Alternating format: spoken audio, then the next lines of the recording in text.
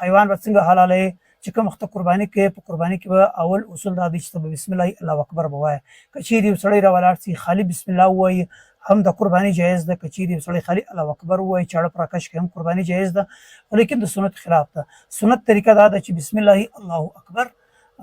دا دوه الفاظ پر ووایې نو بیا چې کوم دی بیا قرباني حلاله کړه په دې کې یو اصول دا دی چې کوم وخت بسم الله الله اکبر ووایي په دې مابین کې به بل کار بیا نه کوې د چا سره به خبرې نه کوې